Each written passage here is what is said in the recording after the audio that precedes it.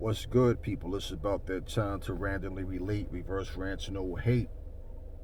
And I want to talk a little bit about something that's been going on for a little while, but I just want to make a mention of it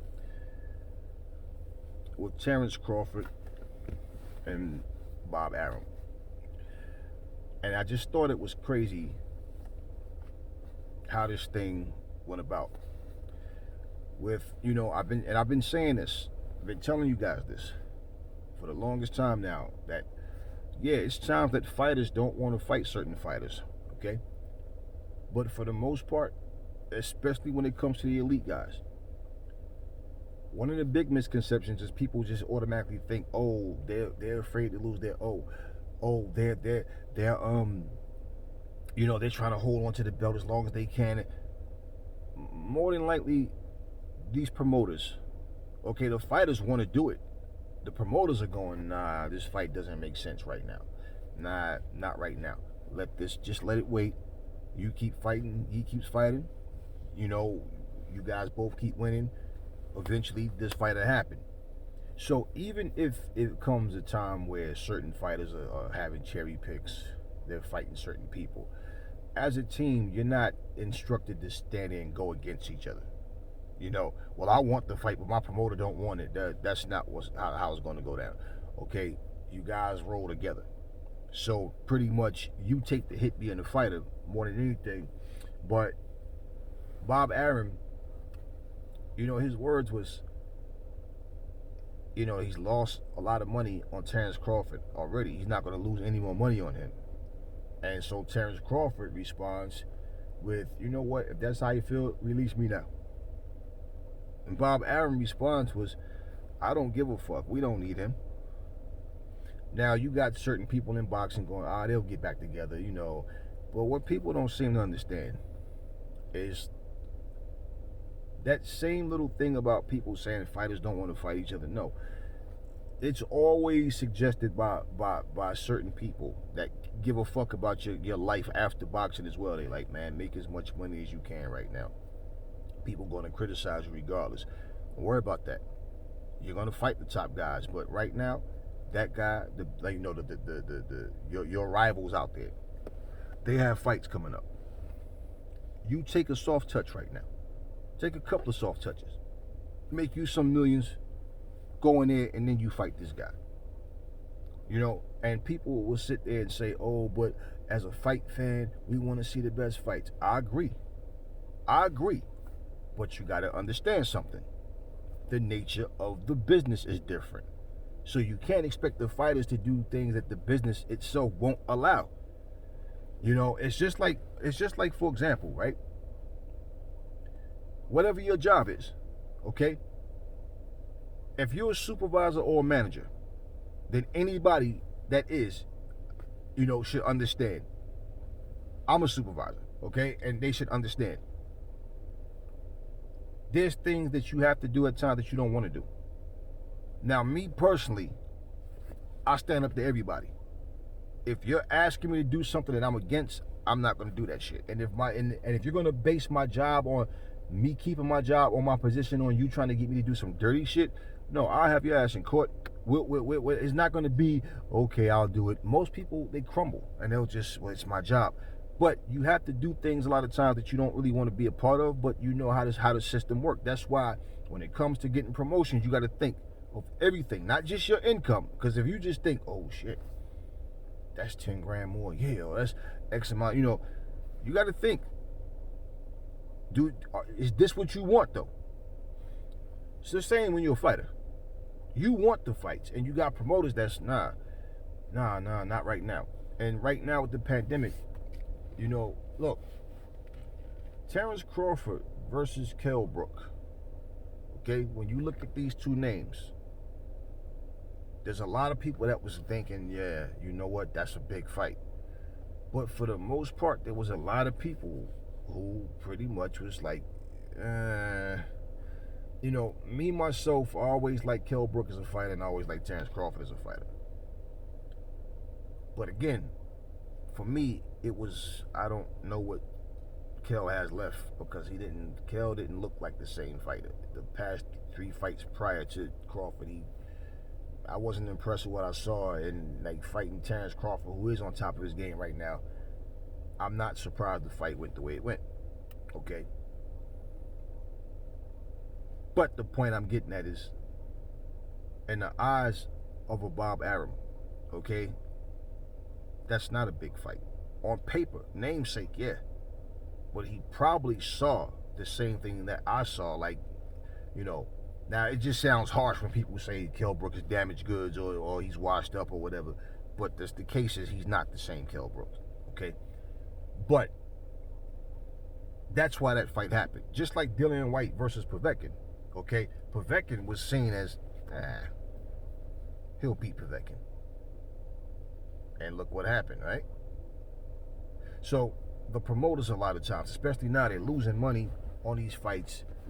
Everybody's losing money on the fights. Now, the point, like I said, we want to see the best fights. Me personally, I don't react the way everybody else do or most people do. It's not going to change my life whether I see certain fights or not. But yeah, I agree, especially if you're paying for this stuff. Okay. Now, if you understand the business side of things, which is what I remember, this one guy came on my channel and said, "Oh man, you sound like a promoter."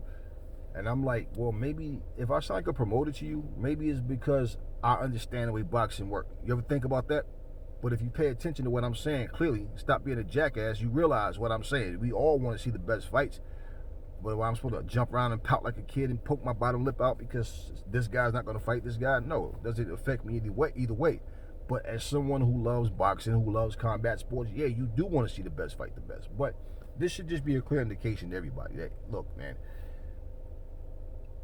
this is a business first. Before anything. Okay? It's a business. You take, look at the NBA or the NFL. You think these guys ain't making money? All right? We know it's a different setup, but do you think that does it work by, nah, man, that team sucked. They're 0-9. Nobody should play them. No. You got to follow your schedule. As a fighter, you got to understand, fighters, when you're negotiating for a fight, first off, and understand, certain guys, like certain opponents, they don't draw, even if they're dangerous. This is why, people talk about Luis Ortiz was nobody wanted to fight him. No, it's not nobody wanted to fight Luis Ortiz. Luis Ortiz is not a draw. He's a decent fighter, but he's not a draw. So, even if you are going to take a risk, right? Ask yourself this question. Would you want to take a risk for $500,000? Or would you want to take a risk for $10 million? Now, for all of these, I'd rather take that that less money because people are going to look at me and know the warrior in me. Yeah, I know.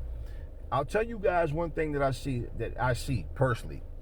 A lot of veteran fighters that you speak to, or a lot of veteran fighters that you actually hear, retired fighters, let me put it that way, they always have a different story. When they were younger, they talked all this macho shit without thinking. And then one day, they get old. And you know what they say? Shit, I wish I knew then what I know now. I'd have did things different. And I think that's so unfair.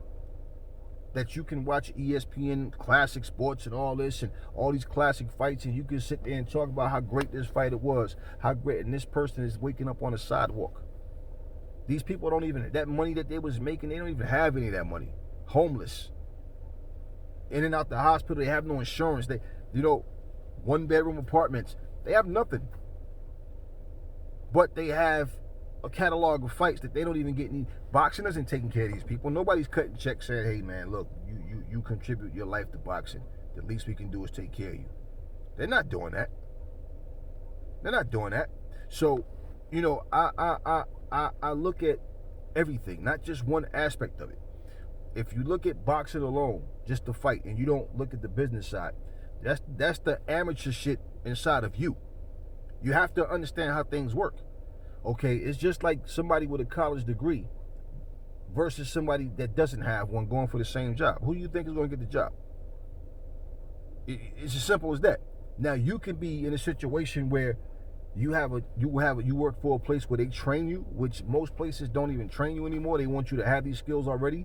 But you can be fortunate that they train you. Now they know you're qualified because they trained you. Now, even if you have to take classes or whatever it may be, but what I'm saying, you going for a job without a college degree and someone else has one, you're not going to get that job over there. So at the same time, it's like you look at certain fighters, and certain fighters have a resume where, look, let me make this point first. Certain fighters have a resume that stands out over other guys, right? But look at reality. That doesn't mean that this guy can't compete with that guy, even though he has a better resume. Look at Tyson Fury. Now, if you take Klitschko, and you got to put Deontay Wilder because he was the WBC champion.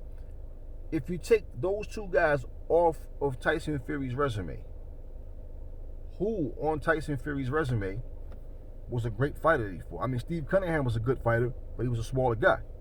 The point what I'm saying is, Tyson Fury shows you, hey, I can fight.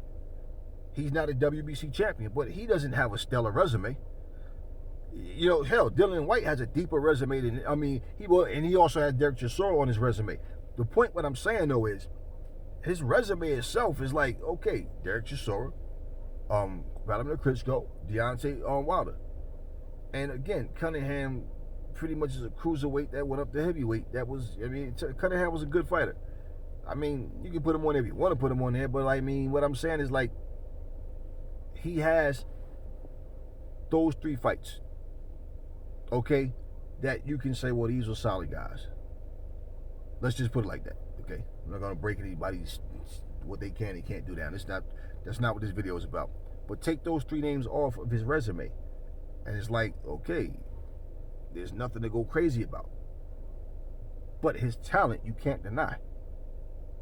So you have certain guys. It's just like, for example, people was talking about Errol Spence the other day, and they were saying, well, Errol Spence, he ain't beat nobody. That's bullshit. That's bullshit. And you know what's so funny? As much as I've heard people hate on Floyd Mayweather, you know what's funny? Somebody was arguing online on one of these channels. I'm not going to say whose, but they was arguing on this channel. And it's so funny that this same person that shoot Floyd down, all of a sudden he brought up Floyd's name. None of them could fuck with Floyd. Floyd was better than all of them. Floyd was wait. You said Floyd ducked everybody, Floyd fought nobody, which is pure bullshit. But now, all of a sudden, Floyd Mayweather stands out. See, it's all about promotion, man. It's all about money. It's all about, look, do you think that Bob Arum or any of these promoters, you think they want you to line your pockets up, but they walk away with nothing? No. Like I always say, if LeBron, think about what LeBron James make, whatever I don't care what he make, what I'm saying, think whatever he make a year. You think the owner of the fucking team make less money than him? There's always somebody, look, it's a business. It's always about money. Don't ever in your fucking life think boxing to the business, all right, the business that to these managers and owners and these sanctioning bodies, all these different motherfuckers, don't ever in your fucking life think it's all about the fights. Bullshit. It's always about money. It is always about fucking money. It's never always about just the fight. No, it's the money that's going to come with the fight. It's always about money. That's business. Don't ever believe that bullshit. Now, where Terrence Crawford goes, I've been hearing a lot of rumors that he's going to go to PBC. I don't know. But however, we do want to see that Errol Spence fight. Okay? So we done heard that Errol Spence, he's called out Canelo, after this Danny Garcia fight. Terrence Crawford, he's kind of quiet, man. He doesn't promote himself. He doesn't make a lot of noise, and people criticize him for that. In this day and age of with social media and all, you have to go act the fool to promote yourself. Okay, that's not what I'm saying. But just to get that attention, get that buzz where people are paying you attention, he can do that if he chose to. But Bob Arum, Dana White says he's a piece of shit. Bob Arum is definitely wrong, in my opinion, with not promoting his fighters the way he's supposed to. He doesn't promote Terrence Crawford. He said Terrence Crawford would beat Errol Spence in the same amount of rounds it took him to beat Kell Brook. Errol Spence doesn't want anything to do with Crawford. He's scared of Crawford, all this and that. And then follows that up later during an interview saying, I'm not wasting any more money, losing any more money on Terrence Crawford. So imagine, Terrence Crawford is in his prime. Still, he's no washed up over the hill fighter, and he's talking like this about his fighter. So can you imagine? And you think that it's not about the money, it's always about the money. So imagine if he was over there, because like Floyd said, this is the truth. Once boxing is done with you, once you're no good, you're like a wounded horse to these people. They cheer you today, boo you tomorrow. Next, that's just how it goes. Think about boxing when Floyd was here. It was all about Floyd. I don't give a fuck who fought. Nobody got the kind of attention Floyd got. Nobody. Right now, from what I understand, Tyson versus Roy Jones broke records. People are more geared up to see a 51 and a 54-year-old or 55-year-old, whatever. I think Mike just had a birthday, whatever. But they're more excited to see these two guys fight than these younger guys. So what does that tell you? So I just wanted to touch up on that because, like I said, it's not, look, don't get me wrong, there are fighters who duck. Hey, I was offered more money to fight such and such, but I kept my word and fought you. But I'm just saying, there are fighters who duck. But for the most part, it's the promoters. The promoters try to keep their fighters from fighting certain fights. So whether it's out of fear or to let that fight build up, it's not always the fighter. So anyway, that's all I'm going to say in this video. Never fall in love with lies, and remember, the truth brings hate out of people. I will catch y'all on the next one.